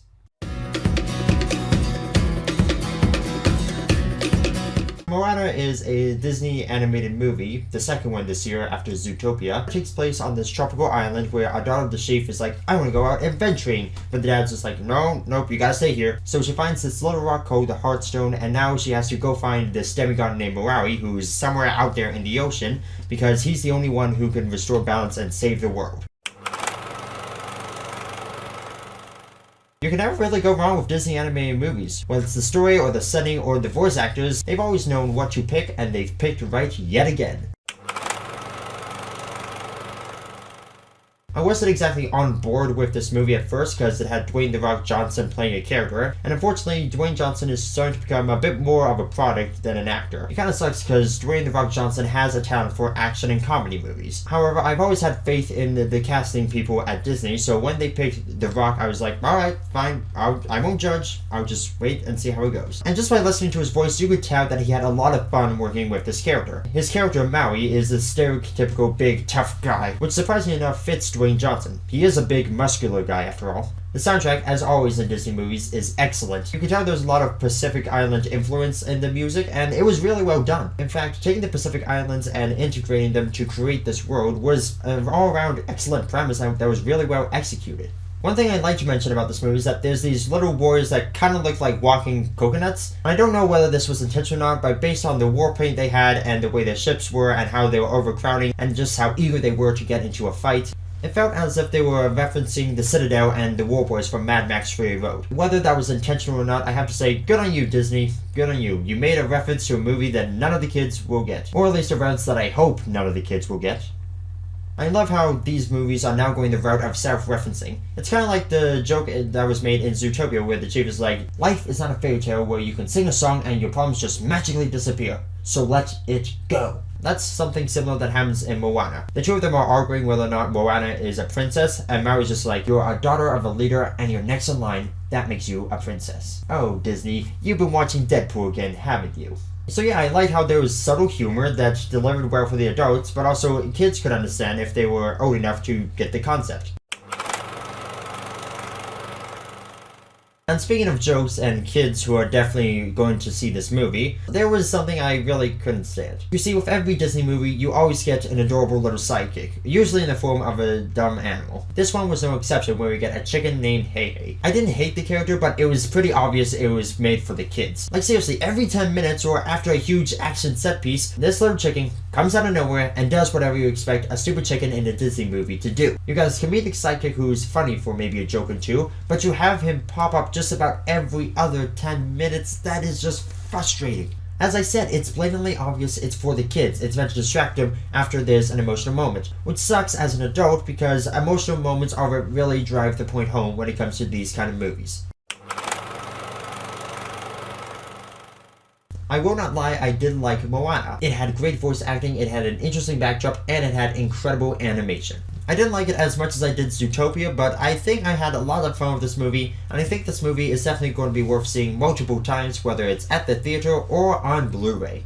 White party and I'm blacked out. Black card just maxed out. I'm about to just black out. Arthur's Christmas Party features an all-star cast and is about a group of employees who are throwing a party. Jennifer Aniston plays the no-nonsense boss who says no, but her fun-loving brother, played by TJ Miller, finds out that a super-employed client of the company likes to party. So he figures, who cares what my sister thinks, we're probably going to lose our jobs anyway, let's have one last big blowout. From there, things get out of control, crazy stuff happens, and hilarity ensues. Let me put it this way, if you want me to go see a comedy that's about partying, it better have an interesting setting. And while it did have a unique take of using a boring office party as the backdrop, it kind of falls short of what it could have been. I know he's been in a lot of movies lately, but it was nice to see TJ Miller in a starring role. The trailers and the beginning of the movie would have you thinking that it would be Jason Bateman that would be the main character. Kinda surprised me at first though, because I was thinking, oh great, TJ Miller's the comic relief. Again. And then they throw us a curveball and say, nope, TJ is the guy you want to care about. And to see him break out of that mode and essentially become the star of the show, it's kind of a nice Christmas present. He's been playing the comedic sidekick for so long that it's nice to see him play an actual character and not just be there to get a laugh out of the audience. And for good reason too, his voice has that sense of sarcasm and wit that when you put them together, it makes every line he delivers more effective. Now that I think about it, that's probably the reason why he's been in so many movies lately. And since we're on the subject, let me just say that this movie has a lot of laughs. No matter what type of humor you prefer, this movie's got you covered. There are times when it tries to be more than just an over-the-top gong show, which doesn't help the movie at all. But when it stays true to the genre it was set in, it's awesome. Huge props to Jennifer Aniston and TJ Miller though. They played the brother-sister rivalry thing really well. That's all I wanted to say really. I was just surprised at how good their chemistry was. Given the backdrop, you kinda have to expect some white-collar worker jargon, especially since the plot of this movie revolves around landing this one client. And as I said, when it's a movie about partying, it works, but when it's not, it doesn't. They try to shoehorn in this love connection between Jason Bateman and Olivia Munn, which you could tell was obvious from the first 30 seconds of screen time they shared together. It felt more forced than the Hulk and Black Widow in Age of Ultron. And in case you couldn't tell the subtle love story that they're going for, Jason Bateman is finalizing a divorce at the start of the movie. Now this whole subplot wouldn't be so bad if their delivery didn't make them sound like two awkward co-workers who like each other. Oh, wait. Seriously, it's painful to watch every time it's just the two of them on screen alone together. I was sitting there in the theater like... Is the scene done? Can we move on now? Is this necessary? Can we please move on? Maybe this was a case of bad writing or bad chemistry. Either way, I did not like it when they were on screen at the same time. Also, can we talk about how they somehow create the most revolutionizing Wi-Fi service in the history of the internet? It's called Office Christmas Party. It doesn't have to be anything more than that. It should be simple. Boss cancels Christmas party, brother throws one behind her back, shenanigans ensue. Instead, they throw in this dramatic and sentimental edge that ends up genre bending into business drama territory. The worst part is that half the movie is dedicated to the cliched plot of trying to save the company. Yeah, cause there's never been a movie like that before. That's where this movie falls apart. It tries to be heartfelt and serious when really all it needs to do is work in the environment that it was placed in. You have jousting with flaming Christmas trees. What more do you need? There was a segment near the end of the movie that just dragged on for way too long. It was uncalled for, and nobody was really wanting that little segment, and it should have just ended up on the cutting room floor. I had a can of pop, and I've been needing to go to the bathroom for the past half hour. Can you just go to credits already?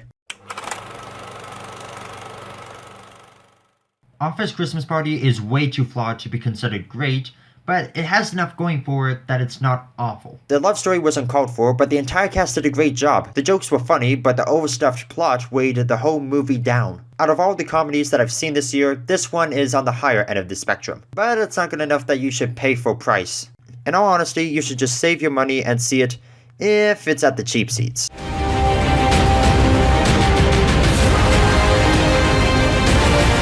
Rogue One is an anthology film that takes place right before the events of A New Hope, and it's all about how the Rebel Alliance got their hands on the Death Star plans. A woman named Jyn Erso is rescued by the rebels, and they tell her, "Your father worked on this death ray, so now you gotta help us destroy it." So she and this band of warriors go off on what appears to be a suicide mission to go and steer the plans, and thus kicking off the events of the original Star Wars movie.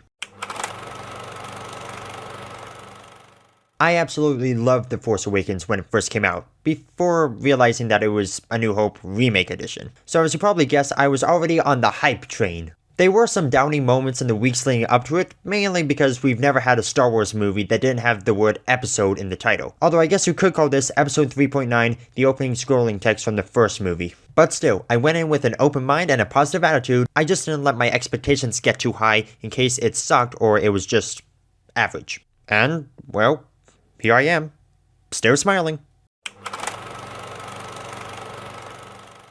This may sound a little cliche, but this movie puts the wars in Star Wars. You see people ambush these stormtroopers and you realize, these are just average citizens. They're just a bunch of people who are ticked off at the Empire, so they're fighting back. By adding that level of human connection, it feels kind of shocking. Like, when did this franchise of space and lightsabers and fighting an oppressive regime get so dark? Really makes you stop and reevaluate the series as a whole. Speaking of human connection, let's talk characters. When I first saw Jyn Erso, I was worried that she was going to be the mopey rebel who didn't want to be a part of the cause, so she spends half the movie looking like Kristen Stewart. Just imagine an angsty teen. Fine, I'll steal the Death Star plans, but only because you told me. I know I have to be here. Get off my case, Mon. But nope, they give her a proper backstory and a pretty good reason as to why she looks so pissy half the time. Her dad was taken away from her as a child so he could go build the Death Star, so she's been spending her whole life fighting the Empire. Which you think would get her on the good side of the Rebel Alliance, instead they just think of her as a reckless loose cannon. It's not just an assumption, it's pretty obvious that she doesn't like working with others, and that causes her to butt heads with Captain Cassian Andor. Cassian is this no-nonsense guy, he follows orders by the book, basically Jyn Erso's complete opposite. What makes this movie stand on its own is that the story doesn't follow the same format as their main series. Hero starts on planet A to go to planet B to destroy the thing on planet C. They mix it around so we see more planets and in turn, more of this galaxy. And usually the hero's like, yay, I want to go on an adventure. But Jyn Erso is just like, I don't want to be a part of this, I was happy with what I was doing earlier, can I go? On the other side of the coin, this movie has an awesome villain, and his name is Orson Krennic. He's a high-ranking official in the Imperial Army, and it makes sense for this type of person to be the main villain, cause, let's be honest, there's no way this ragtag group can take on Vader. I really liked Krennic as a villain. He has enough charisma and prowess to assume command of any situation. He stands up strong and isn't afraid to let you know that he's not a pushover. You see this guy walk into a room, and you know he means business. The actor who played him was fantastic. In fact, the entire cast did a great job. Ben Mendelsohn as Krennic, Mads Mikkelsen as Galen, Felicity Jones, Diego Luna, But Donnie Yen really steals the show. He plays this blind martial artist who uses the Force to help him fight. I am one with the Force is with me. He's undeniably skilled in hand-to-hand combat. He's able to take down 12 stormtroopers without firing a shot. Literally. Having all these different characters come together really made the story work, and the lack of any Jedi was a nice refresher. So with a great story and a fantastic cast, what could be wrong with the movie? Well, maybe the underuse of one particular actor. One thing I was looking forward to was finding out what type of character Forrest Whitaker was playing. And who does he turn out to be?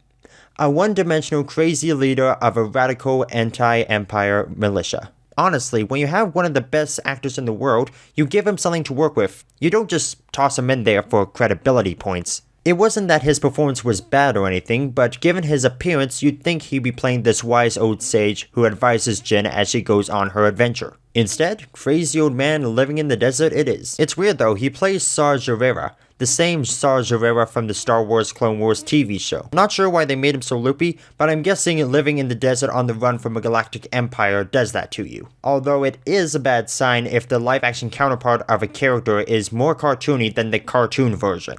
But hey, they managed to get Forrest Whitaker. That's all that matters.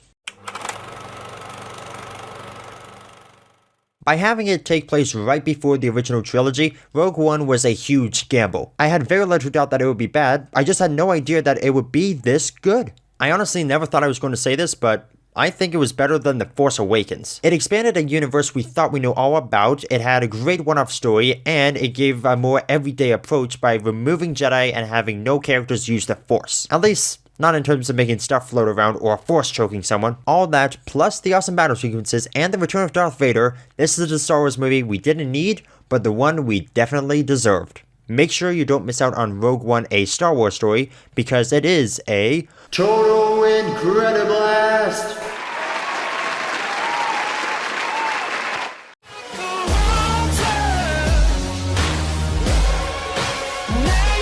So Assassin's Creed is based off the video game series of the same name, but it doesn't adapt a particular story. Instead, it follows a man named Callum Lynch, who is a death row inmate who is supposedly executed. But surprise, he wakes up in the Abstergo facility and is told that he has to relive the memories of his dead ancestor so that they can find a legendary artifact called the Apple of Eden.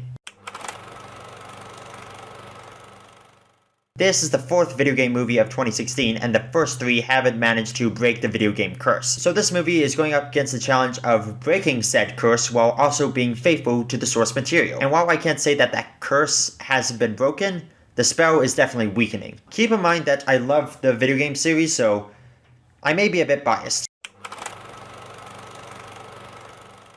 One thing is for certain about Michael Fassbender, he never gives anything short of 100% in his performances, and this role is no exception. We've seen him play Magneto in the X-Men series, so we know he's capable of being a leading character, but we've never seen him in the lead of a movie that is straight up action-packed. So this movie is sort of a testament of that he can be a leading man of almost any movie. Jeremy Irons also does a great job too. He plays this Templar master who runs Abstergo. You get an uneasy feeling about the character, like you know he is smart, but he can also be deceptive. He seems to have a logical plan, but you're not sure if he's alright up there. The cinematography in this movie is also very reminiscent of the video games. There's a couple times where you're following this eagle as it flies through the city, and that kind of reminded me of missions in the game where you're sort of mapping out the area and you're trying to figure out how you're going to kill your target.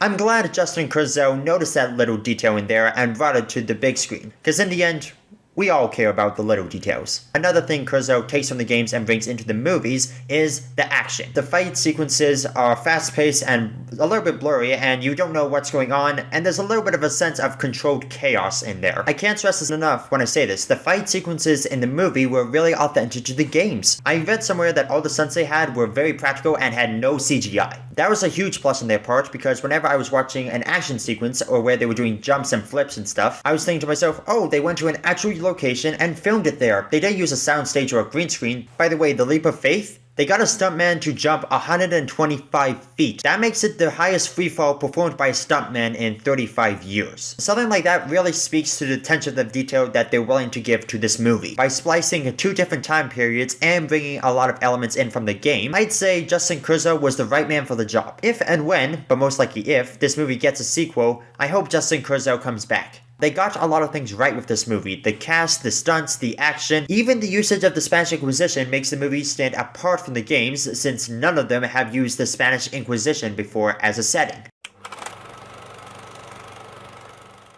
While I do admire the movie for bringing in aspects from the games, it fails to recognize the one thing that fans hate, the present day setting. And unfortunately, there's a lot of it. That's the problem with this movie. The present day is what drives the story forward, yet the past is just something fun for us to see. They think that the past is just eye candy and filler for the audience. When the fact of the matter is, the games are two stories in one. And yes, the present day is an overall arc, the past is a self-contained story. Ezio avenging his family, Connor getting justice for his tribe, Arno clearing his name, and Jacob freeing London from the gangs. So because they didn't recognize the past as an integral part of the overall plot, there was very little focus on Callum's ancestor, Aguilar. We barely spend any time with the assassin and the Spanish Inquisition that he doesn't feel like a properly developed character by the end of the movie. It's like, oh, we're in the past, here's the assassin, he's going to do something cool, look, and he's gone. I blame the sloppy writing for this, mainly Bill Collage and Adam Copper. For those of you who don't know, these two guys wrote the script for generic young adult dystopian sci-fi movie number 5, also known as Allegiant. It's not entirely their fault, Michael Leslie was the third writer on this, so they all share the blame. But knowing their previous work, Leslie was probably the only reason why this movie had any redeemable qualities. Collage and Copper, this one's on you. With the year we've had, and with Ratchet & Clank, the Angry Birds movie, and Warcraft not getting any critical acclaim, Assassin's Creed had a lot of pressure on it to be great. But because it didn't quite meet the expectations, the critics slammed on it. Is it a great movie? No. Is it an abomination that should be buried and forgotten about? Absolutely not. Granted, it could have been better, but in no way did it deserve such a beatdown. They got all the right elements, they just need to figure out how to use them properly. Here's what I'd suggest. Get rid of the Allegiant writers, put more focus on the past, make the assassin the main character instead of Callum, and give us a couple minor characters from the game.